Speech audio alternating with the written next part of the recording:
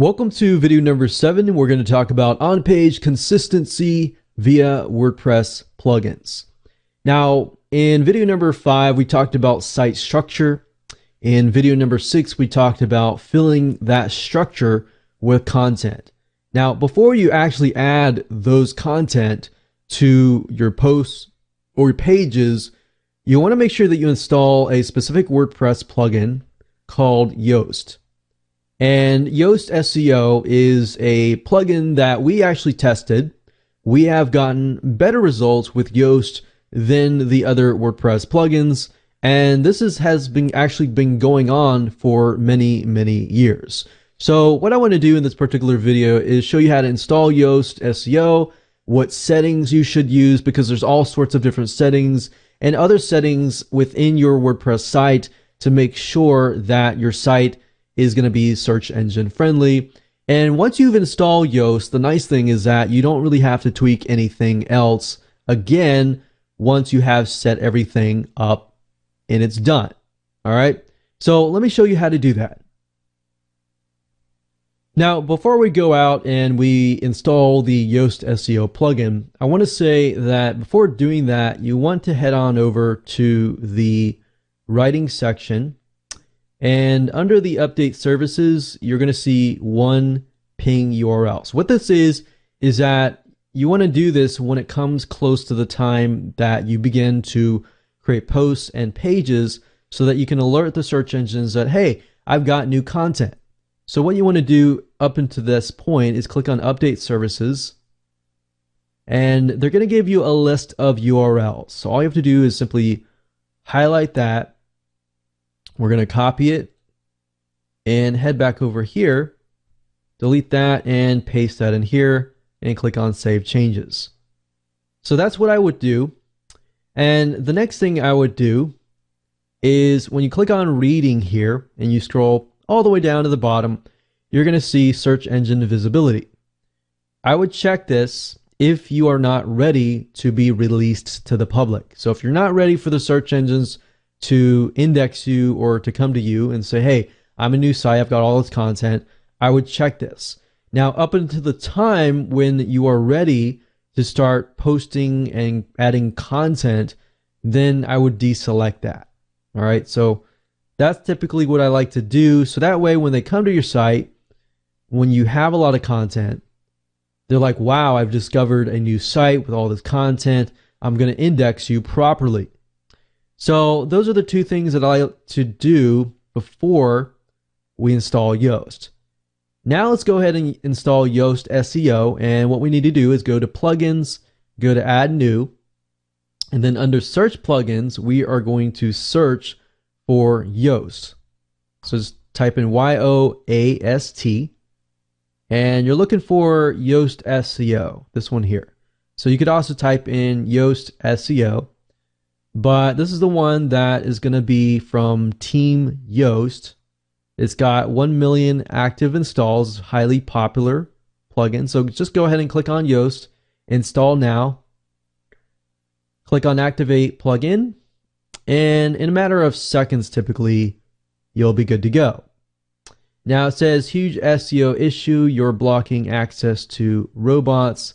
So you must go to the reading settings and uncheck the search engine visibility. So yeah, we know that, and we did that for a reason, because we are purposely blocking the robots for now until we get our Yoast settings up and running. So once we do that, just make sure that you go back up over here and uncheck it. So the nice thing about Yoast is it does allow us to be notified as a reminder to uncheck that. So now what we want to do is we want to go to SEO. You go to General, and we've got a Help Center. We don't really need to go here, but we can go to your info. And as you can see here, we can enter the website name. Typically what you want to do is you want to name it your brand name and maybe a dash, and then maybe kind of overall main keyword that you want to rank on. You can also enter the alternate name here, and you want to choose if you're a company or a person.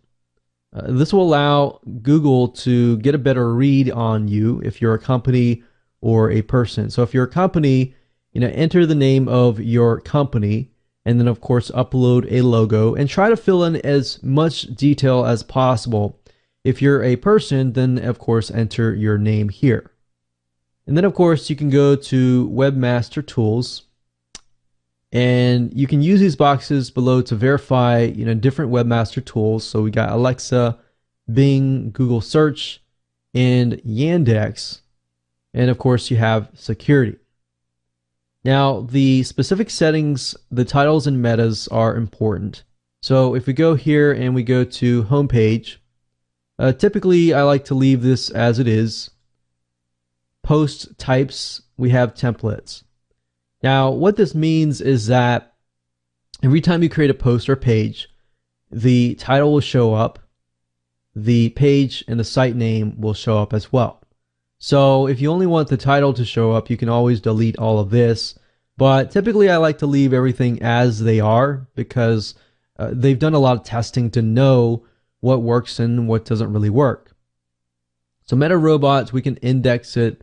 Now that just means that they'll come to the site and index your site. And Meta Box, I'll leave that as it is. Meta Description allows you to kind of customize the description of every page, every post, and all your media. So what this does, it also allows you to make your media search engine friendly as well. So we leave taxonomies alone. We typically leave everything alone, but you can always customize it further if you would like.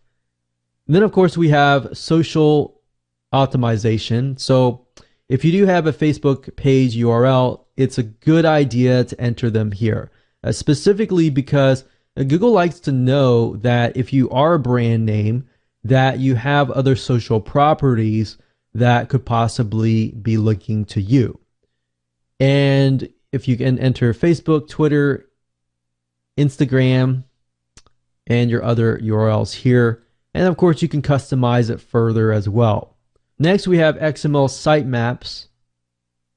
And you can expand the number of entries per sitemap, but 1,000 is a good amount, so you don't really need as much more than that. Then you have post types, excluded posts, and taxonomies. Then of course we have the advanced section, which we have the ability to create breadcrumbs and make our permalinks a lot more search engine friendly if we want to. So in all, typically I leave them as they are, but I'm just going through here to show you that you can tweak things when you want to. Now, once you have installed the Yoast SEO plugin, I wanted to show you this, but after you create new pages, when you enter the title here, the body of the posts, if you scroll down, you'll be able to see Yoast SEO, and this will allow you to change the settings for every specific article. So right now, obviously there's nothing here, but if we enter the title and the description, this will automatically change here. You can enter the focus keywords particularly for that. And what's nice about Yoast is it will analyze your content, as you can see here. So it'll tell you upon looking at your content and analyze your content, it'll give you kind of a overview of how that looks like to the search engines. So that's why I like Yoast really, really well, because it gives you so much data to go off of, and it makes your site really search engine. So from our testing, we found that Yoast was actually very, very good. So obviously, once you are ready, once you have created your first content piece, then of course, go up here and deselect the search engine visibility like this, so that you can get the search engines back to your site. And then every time you create a post or a page, it will ping those ping sites, which will then get search engines back as well. All right. So I hope you enjoyed this particular video. As you can see, it's not really hard. Just do those two settings that I talked about earlier. Install Yoast SEO. You can keep them as they are, the settings wise, and that's it.